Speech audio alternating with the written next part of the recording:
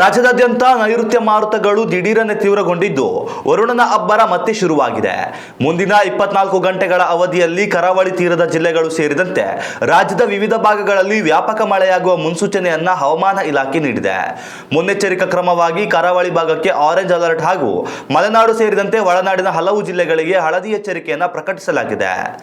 ಕರಾವಳಿಯ ಪ್ರಮುಖ ಜಿಲ್ಲೆಗಳಾದ ದಕ್ಷಿಣ ಕನ್ನಡ, ಉಡುಪಿ ಹಾಗೂ ಉತ್ತರ ಕನ್ನಡದಲ್ಲಿ ಜೂನ್ 27 ಮತ್ತು 28ರವರೆಗೆ ಮಳೆಯ ಆರ್ಭಟ ಗಣನೀಯವಾಗಿ ಹೆಚ್ಚಾಗಲಿದೆ.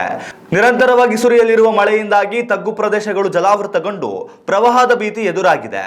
ಸಮುದ್ರದಲ್ಲಿ ಭಾರೀ ಗಾಳಿ ಮತ್ತು ಅಲೆಗಳ ಏರಿಳಿತ ಉಂಟಾಗುವ ಸಾಧ್ಯತೆ ಇರುವುದರಿಂದ ಮೀನುಗಾರರು ಯಾವುದೇ ಕಾರಣಕ್ಕೂ ಕಡಲಿಗೆ ಇಳಿಯಬಾರದು ಎಂದು ಕಟ್ಟುನಿಟ್ಟಿನ ಕರಾರು ವಿಧಿಸಲಾಗಿದೆ.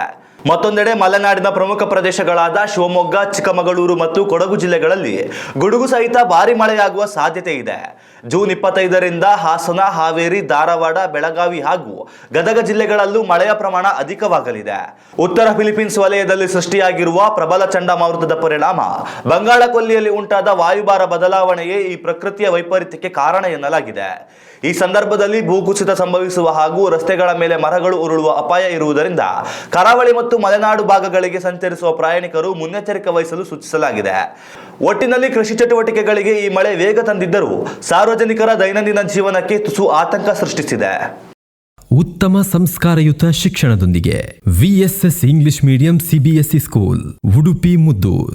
ನರ್ಸರಿಯಿಂದ 10ನೇ ತರಗತಿವರೆಗೆ ಶಿಕ್ಷಣದ ಜೊತೆಗೆ 5ರಿಂದ 10ನೇ ತರಗತಿವರೆಗಿನ ವಿದ್ಯಾರ್ಥಿನಿಯರಿಗೆ ಉತ್ತಮ ಹಾಸ್ಟೆಲ್ ಸೌಲಭ್ಯವೂ ಇದೆ. ನಿಮ್ಮ ಮಕ್ಕಳ ಪ್ರವೇಶಾತಿಗಾಗಿ ಈ ಸಂಖ್ಯೆಗೆ ಕರೆ ಮಾಡಿ.